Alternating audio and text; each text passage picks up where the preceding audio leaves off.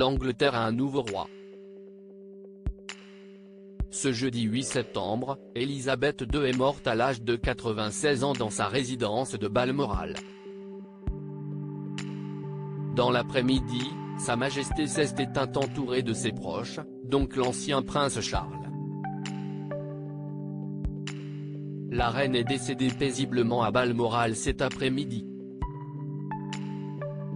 Le roi et la reine consort resteront à Balmoral ce soir et reviendront à Londres demain, a annoncé Buckingham Palace.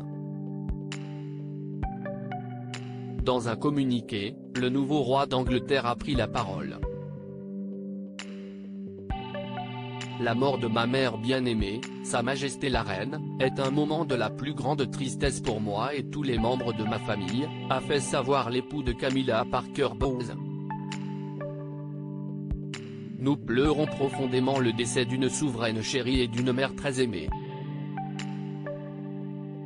Je sais que sa perte sera profondément ressentie dans tout le pays, les royaumes et le Commonwealth, et par d'innombrables personnes à travers le monde, a continué le nouveau roi d'Angleterre, qui devrait s'appeler Charles III.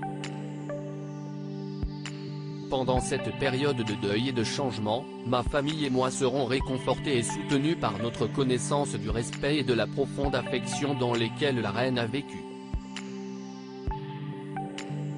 Comme le veut le protocole très strict de la couronne britannique, Charles entreprendra une tournée au Royaume-Uni avant les funérailles de sa mère, prévues 10 jours après son décès et qui se dérouleront au Westminster Abbey.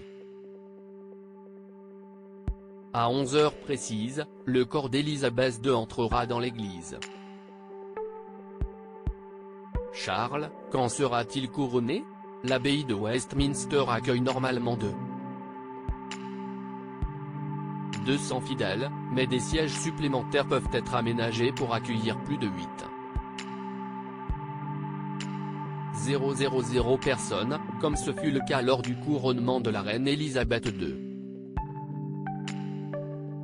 Sa Majesté devrait être inhumée lors d'un enterrement privé à la chapelle Saint-Georges, sur le terrain du château de Windsor, où elle a passé la plupart de ses dernières années.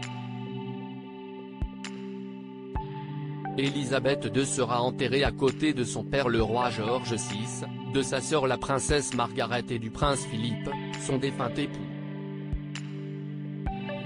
Si Charles est automatiquement devenu roi, son couronnement ne devrait pas se tenir tout de suite.